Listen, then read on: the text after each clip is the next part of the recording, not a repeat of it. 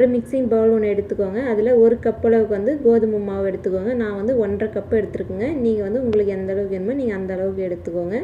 அதில் வந்து ஒரு 1/4 டீஸ்பூன் அளவுக்கு வந்து உப்பு சேர்த்துட்டு தண்ணி சேர்த்து நல்லா வந்து மாவு வந்து மிக்ஸ் பண்ணிக்கோங்க. நார்மலாக நம்ம எப்படி சப்பாத்தி மாவு பிசையுமோ அதே மாதிரி பிசைஞ்சிக்கோங்க. இதே நம்ம சப்பாத்தி எப்படி தேய்ப்போமோ அது போல் வந்து நம்ம தேய்ச்சிக்கலாம். நான் வந்து 2 பாகமாக பிரிச்சுக்கிறேன். பாருங்கள், இது போல் வந்து ரோல் பண்ணி இது போல் 2 பாகமாக பிரிச்சுக்கோங்க. அப்போ வந்து உங்களுக்கு ஒரே ஈவனாக கிடைக்கும் மாவு வந்து. இப்போ இதை வந்து நம்ம பூரி கட்டையில் வந்து தேய்ச்சிக்கலாம். லைட்டாக வந்து எண்ணெய் வந்து அப்ளை பண்ணி தேய்ச்சிக்கோங்க. மாவுக்கு பதிலாக எண்ணெய் சேர்த்துக்கோங்க. சேர்த்துட்டு நல்லா சப்பாத்தி நம்ம எப்படி தேய்ப்போமோ அதே போல் வந்து தேய்ச்சிக்கோங்க. இதை தேய்ச்சி அப்படியே ரெண்டுமே வந்து தேய்ச்சி ஒரு பக்கமாக எடுத்து வச்சுருங்க. நம்ம வந்து ஸ்டஃப்பிங் வந்து ரெடி பண்ணிடலாம். இப்போ வந்து சப்பாத்தி வந்து அப்படியே இருக்கட்டுங்க. நம்ம வந்து ஸ்டஃப்பிங் வந்து ரெடி பண்ணிடலாம். அதுக்கு வந்து நான் உருளைக்கிழங்கு வந்து பாதி அளவு வந்து வேக வச்சு எடுத்து வச்சுருக்கேன். ஒரு உருளைக்கிழங்கு, ஒரு கேரட், துருவின கேரட். உருளைக்கிழங்கு வந்து துருவி எடுத்துக்கோங்க. அப்போ தான் நம்மளுக்கு வந்து கட்டிகள் இல்லாமல் கிடைக்கும். வெங்காயத்தாள், பெரிய வெங்காயம் வந்து பொடியை கட் பண்ணி சேர்த்துக்கோங்க. கொத்தமல்லி இலை, வெங்காயத்தாள் இருந்தால் சேர்த்துக்கோங்க. அப்படி இல்லைன்னா வந்து ஸ்கிப் பண்ணிக்கோங்க. என்கிட்ட இருந்துச்சு நான் சேர்த்துக்கிறேன். அது சேர்க்கும்போது நல்லாயிருக்குங்க, சாப்பிட்றதுக்கு ரொம்ப சூப்பராக இருக்கும். இப்போ வந்து நம்ம மாவு பிசைஞ்ச அதே மிக்சிங் பவுல் வந்து இதை சேர்த்துட்டு இது கூட வந்து காரத்துக்கு வந்து மசாலா வந்து சேர்த்துக்கோங்க. 1 டீஸ்பூன் வந்து கரம் மசாலா, 1 டீஸ்பூன் வந்து மட்டன் மசாலா. உங்களுக்கு காரம் அதிகமாக வேணும்னா நீங்கள் இன்னும் அதிகமாக கூட சேர்த்துக்கலாம். இது வந்து மீடியமாக இருக்குங்க. குழந்தைங்களாம் கரெக்டாக விரும்பி சாப்பிடுவாங்க. இப்போ எல்லாம் சேர்த்துட்டு நல்லா வந்து மிக்ஸ் பண்ணிக்கோங்க. பாருங்கள், இந்த அளவுக்கு நல்லா வந்து மிக்ஸ் பண்ணி விட்டுக்கோங்க. இப்போ நம்ம தேய்ச்சி வச்சுருக்க சப்பாத்தியை வந்து எடுத்து அது மேலே வந்து நம்ம ஃபுல்லாக வந்து ரெடி பண்ணி வச்சுருக்க ஸ்டஃப்பிங்கை வந்து இப்போ சப்பாத்தி மேலே இது போல் வந்து எல்லா பக்கமும் ஒரே ஈவனாக வந்து சேர்த்துக்கோங்க.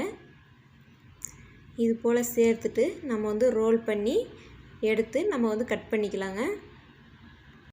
உங்களுக்கு விருப்பம் இருந்தால் இதை வந்து நீங்கள் எண்ணெயில் கூட போட்டு பொரித்து கொடுக்கலாம். அப்படி எண்ணெய் வந்து அதிகமாக சாப்பிடாதவங்க இந்த மெத்தடை வந்து ட்ரை பண்ணி பாருங்கள். ரொம்ப சூப்பராக இருக்கும். நம்ம இன்றைக்கி இட்லி பாத்திரத்தில் தாங்க வேக வைக்க போகிறோம். வேக வச்சு ஒரு கடாயில் 2 டீஸ்பூன் அளவுக்கு வந்து எண்ணெய் சேர்த்துட்டு டீப் ஃப்ரை தாங்க பண்ண போகிறோம். இப்போ வந்து ரோல் பண்ணிக்கோங்க. ரோல் பண்ணும்போது ஸ்டார்டிங்கில் இருந்தே அழுத்தம் கொடுத்து ரோல் பண்ணுங்கள். அப்போ தான் நம்மளுக்கு வந்து ஸ்டஃப்பிங் வந்து பிரியாமல் வரும். பாருங்கள், இது போல் வந்து ரோல் பண்ணிவிட்டு ஒரு கத்தியால் வச்சு கட் பண்ணிக்கோங்க. உங்களுக்கு சைஸ் வந்து எந்த அளவுக்கு இருக்குதோ அந்த அளவுக்கு பார்த்து நீங்கள் வந்து கட் பண்ணிக்கோங்க. நான் வந்து ஒரு 3 பீஸாக வந்து கட் பண்ண போகிறேங்க. பாருங்கள், இது போல் வந்து கட் பண்ணி எடுத்துக்கோங்க. பாருங்கள், இதை வந்து அப்படியே நம்ம வந்து இட்லி பாத்திரத்தில் வேக வச்சிடலாம். இன்னொரு ஸ்டெப்பு என்னென்னா, நம்ம வந்து ஸ்டஃப்பிங் வந்து வெளியே வந்துருமோ அப்படின்ற ஒரு பயம் இருக்கும். அப்படி இருந்துச்சுன்னா நீங்கள் வந்து இந்த மாதிரியும் வந்து நீங்கள் ட்ரை பண்ணி பாருங்கள். இதுவும் வந்து நல்லா தான் இருக்கும். ஸ்டஃப்பிங் வந்து வெளியே வராது. அதே போல் வந்து அழுத்தம் கொடுத்து நல்லா வந்து ரோல் பண்ணிக்கோங்க. இந்த சேனலை வந்து பார்த்துட்டு இருக்கிறவங்க வீடியோ பிடிச்சிருந்தால் சப்ஸ்கிரைப் பண்ணி பக்கத்தில் இருக்கிற பெல் பட்டன் வந்து கிளிக் பண்ணிக்கோங்க. அப்போ தான் நான் போடுற வீடியோ நோட்டிஃபிகேஷன் உங்களுக்கு உடனுக்குடன் வரும்.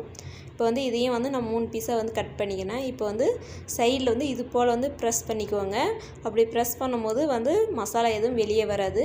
உங்களுக்கு அப்படியே ஒட்டலைன்னா லைட்டாக வந்து கையில் வந்து தண்ணி வந்து நனைச்சிட்டு லைட்டாக ப்ரெஸ் பண்ணிங்கன்னா நல்லா வந்து ஒட்டி வந்துடும். மாவு வந்து நம்மளுக்கு வந்து வெளியே வந்து ஸ்டஃப்பிங் வந்து வெளியே வராதுங்க. பாருங்கள், இது போல் வந்து நீங்கள் செஞ்சுக்கோங்க. லைட்டாக வந்து நம்ம பஜ்ஜிலாம் எப்படி சேஃப் இருக்குமோ அது போல் வந்து தட்டி கூட நீங்கள் வந்து மசாலா வந்து உள்ளே வந்து ஸ்டஃப்பிங் வந்து கரெக்டாக பண்ணிக்கலாம். பாருங்கள், இது போல் இதுவும் வந்து மசாலா வந்து வெளியே வராதுங்க. நம்ம வேக வச்சு எடுக்கும்போது இதுவும் வந்து சூப்பராக இருக்கும். இப்போ இதை வந்து அப்படியே நம்ம செய்யாமல் முட்டையில் வந்து டிப் பண்ணி தாங்க நம்ம வந்து இது செய்ய போகிறோம். பாருங்கள், ஸ்டஃப்பிங் வந்து கொஞ்சம் கூட வந்து அதிகமாக தெரியாமல் இது போல் வந்து நல்லா ப்ரெஸ் பண்ணிக்கோங்க. இப்போ இதை வந்து இட்லி மூடியில் வந்து நம்ம சேர்த்து வேக வச்சு எடுத்துக்கலாம். இப்போ எல்லாமே இருக்கிறது எல்லாமே இதே போல் ரெடி பண்ணி எடுத்தாச்சு. இப்போ வந்து இட்லி மூடியில் வந்து நம்ம சேர்த்துக்கோங்க. இட்லி பாத்திரத்தில் தண்ணி வந்து 1 லிட்டர் தண்ணி அளவு வந்து சேர்த்துட்டு நல்லா வந்து கொதிக்க விட்டுருங்க. நல்லா கொதிச்சுட்டு வரட்டும். இப்போ வந்து தண்ணி நல்லா கொதிச்சுட்டு இருக்குது. இப்போ இட்லி மூடியை எடுத்து நம்ம வந்து வச்சிடலாம். இது வேகிறதுக்கு ஒரு 10 நிமிஷம் தாங்க பிடிக்கும். பாருங்கள், மூடி போட்டு வேக விடுங்க. ஒரு 10 நிமிஷம் கழித்து நம்ம பார்க்கலாம். அதுக்கு இடையில் வந்து முட்டை வந்து ஒரு முட்டையை வந்து நம்ம வந்து அடித்து எடுத்துக்கலாம். நான் இன்றைக்கி நாட்டுக்கோழி முட்டை எடுத்துருங்க. உங்கள் வீட்டில் எந்த முட்டை இருக்குதோ அதை வந்து நீங்கள் சேர்த்துக்கோங்க. அதில் வந்து ஒரு 1/4 டீஸ்பூன் அளவுக்கு வந்து மஞ்சள் தூள், ஒரு 1/4 டீஸ்பூன் அளவுக்கு வந்து உப்பு சேர்த்துக்கோங்க. சேர்த்துட்டு நல்லா வந்து மிக்ஸ் பண்ணிக்கோங்க. இது கூட வந்து மல்லி இலை இருந்தால் சேர்த்துக்கோங்க. என்கிட்ட மல்லி இலை இல்லை, அதனால் வந்து நான் வந்து வெங்காயத்தாள் தாங்க சேர்த்துருக்கேன். லைட்டாக வந்து எது இருந்தாலும் வந்து சேர்த்துக்கோங்க, நல்லா வந்து சூப்பராக இருக்கும். பாருங்கள், ஒரு 10 நிமிஷம் ஆயிடுச்சு, நல்லா வெந்து வந்திருக்கு. இப்போ இந்த ஸ்டேஜில் வந்து எடுத்துக்கலாம். ஒரு 2 நிமிஷம் வந்து சூடு ஆறிடுச்சுனே போதுங்க, அது நல்லா சூப்பராக இருக்கும். பாருங்கள், எடுத்து வச்சுருக்கேன். இப்போ இதை வந்து நம்ம அடித்து வச்சுருக்க முட்டையில் வந்து நல்லா டிப் பண்ணி எடுத்துக்கலாம்.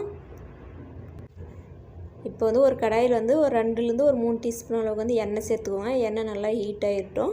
இப்போ வந்து ஒரு பீஸாக வந்து எடுத்து முட்டையில் வந்து இது போல் வந்து நல்லா டிப் பண்ணிக்கோங்க. டிப் பண்ணி எடுத்து அப்படியே வந்து நம்ம டீப் ஃப்ரை பண்ணி எடுத்துக்கலாம். பாருங்கள், நான் ஒரு கடாயில் ஒரு 2லேருந்து ஒரு 3 டீஸ்பூன் அளவுக்கு தான் எண்ணெய் சேர்த்துருக்கேன்.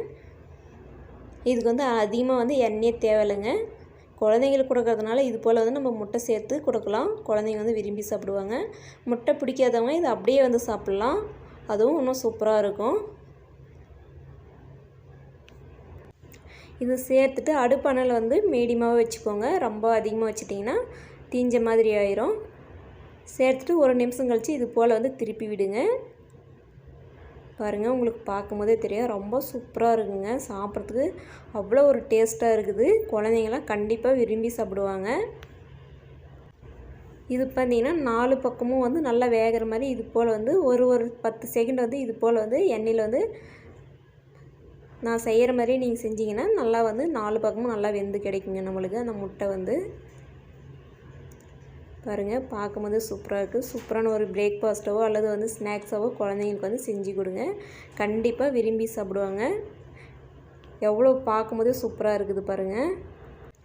நீங்களும் இதே போல் ட்ரை பண்ணி பாருங்கள். இந்த வீடியோ பிடிச்சிருந்துச்சின்னா ஃப்ரெண்ட்ஸோட ஷேர் பண்ணி சப்ஸ்கிரைப் பண்ணி சப்போர்ட் பண்ணுங்கள். மீண்டும் அடுத்த ஒரு வீடியோவில் சந்திக்கலாம். நன்றி. தேங்க்ஸ் ஃபார் வாட்சிங். தேங்க்யூ.